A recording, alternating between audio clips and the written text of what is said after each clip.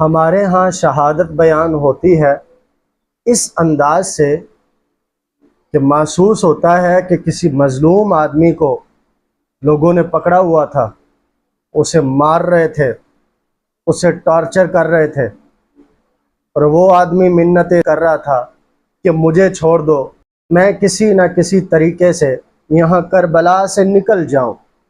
اتنی ہائے ہائے ہوتی ہے کہ محسوس ہوتا ہے امام علی مقام تو بڑی تکلیف میں تھے، امام علی مقام اور آپ کے گھر والے تو بڑی پریشانی میں تھے، آپ کے خاندان والے تو اس فکر میں تھے کہ کسی نہ کسی طریقے ہم یہاں کربلا سے نکل جائیں، حالانکہ ایسا کوئی معاملہ نہیں تھا۔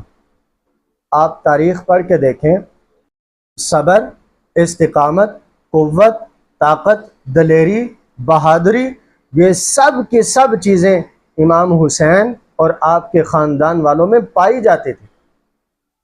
اتنی ساری خوبیاں جن لوگوں میں موجود ہوں، ان کے بارے میں اس طرح کا رویہ رکھنا کہ وہ تو بڑے پریشان تھے، وہ تو بڑی مجبوری میں تھے، وہ تو وہاں سے نکلنا چاہتے تھے، تو یہ بہت بڑی زیادتی ہے، اس سے بڑھ کے اور کوئی زیادتی ہو نہیں سکتی۔ لوگ واقعہ کربلا کو اس طرح بیان کرتے ہیں کہ معاذ اللہ لوگ سمجھتے ہیں کہ واقعہ کربلا رونے دھونے کا نام ہے، حالانکہ ایسا کوئی معاملہ نہیں تھا۔ اصل وجہ کیا تھی؟ بڑی توجہ کے ساتھ سماعت فرمائیے گا۔ حضرت مولائے کائنات علی المرتضیٰ شیر خدا کے بعد امیر بنے حضرت امام حسن رضی اللہ تعالیٰ عنہ۔ حضرت امام حسن کی بیوی نے آپ کو زہر دے دیا۔ حضرت امام حسن کا جب وصال کا وقت آیا تو انہوں نے حضرت امیر معاویہ سے صلح کی اور حضرت امیر معاویہ کو امیر بنا دیا۔ حضرت امیر معاویہ نبی پاک صلی اللہ تعالیٰ علیہ وآلہ وسلم سے اور حضور کی آل اولاد سے بڑی محبت کرتے تھے، انہیں بڑا عشق تھا حضور کی آل سے، حضور کے گھر والوں سے پیار کرتے تھے، بڑے مؤدب آدمی تھے حضرت امیر معاویہ رضی اللہ تعالیٰ۔ حضرت امام حسن نے ان سے صلح کی اور متفقہ طور پہ حضرت امیر معاویہ کو امیر بنا دیا۔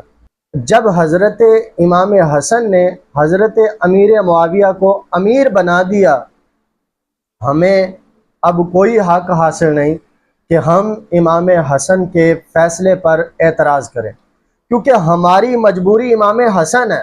جب امام حسن نے ان سے صلح فرما لی تو اب ہمیں ضرورت نہیں اس صلح میں سے کوئی کیڑے نکالنے کی۔ نبی کریم صلی اللہ تعالیٰ علیہ وآلہ وسلم کا فرمان صحیح بخاری میں موجود ہے، حضور صلی اللہ تعالیٰ علیہ وآلہ وسلم نے فرمایا تھا جب مسلمانوں کی جماعت میں لہو بہہ جائے گا تو میرا بیٹا حسن یہ سردار ہے، یہ ان کی صلح کروائے گا۔ تو پھر حضرت امام حسن نے ان کی صلح کروائی اور پھر متفقہ طور پہ حضرت امیر معاویہ کو امیر بنا دیا۔ حضرت امیر معاویہ کا جب وصال کا وقت آیا تو حضرت امیر معاویہ کا بڑا بیٹا تھا یزید، بدبخت، لعنتی، بد کردار آدمی، یہ حضرت امیر معاویہ کا بڑا بیٹا تھا۔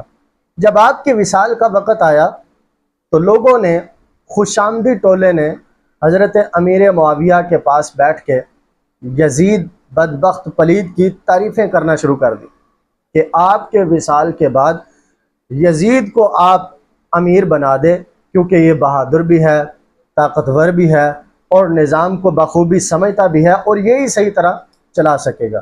حضرت امیر معاویہ نے یزید کو اپنے پاس بلایا تنہائی میں اور بلا کے آپ نے اسے وصیت کی، فرمایا لوگ تیرے حق میں ہیں ٹھیک ہے، لیکن میری ذاتی رائے یہ ہے کہ تو 3 لوگوں کے سامنے اپنی خلافت پیش کرنا، انہیں کہنا میں امیر بننا چاہتا ہوں اس بیس پہ، اگر وہ تیری خلافت کو قبول کر لیں تو ٹھیک ہے، اگر وہ تیری خلافت کو نہ مانیں، ریجیکٹ کر دیں تو پھر رٹا نہ ڈالنا، ضد نہ کرنا، چپ چاپ گھر چلے جانا۔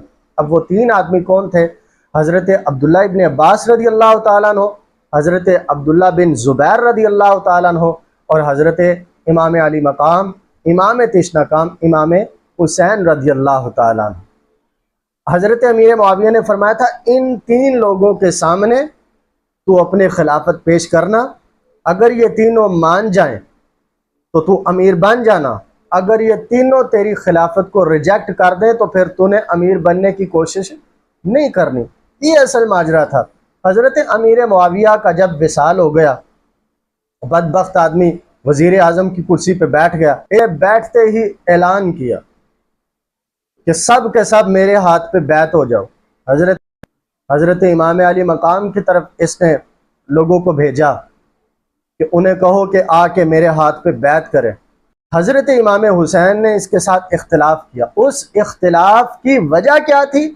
وہ وجہ یہ تھی کہ یزید فاسق و فاجر تھا، مجرے دیکھنے والا تھا، لڑکیوں کے ڈانس دیکھنے والا تھا، لوگوں کے سامنے گناہ کرنے والا تھا، حافظ قرآن بھی تھا، عالم دین بھی تھا، لیکن فاسق و فاجر بھی تھا۔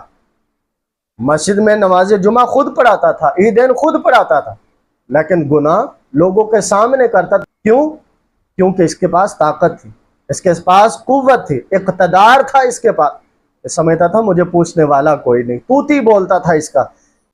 حضرت امام حسین علیہ السلام کے پاس جب اس کا پیغام پہنچا تو حضرت امام علی مقام نے صاف صاف انکار کر دیا۔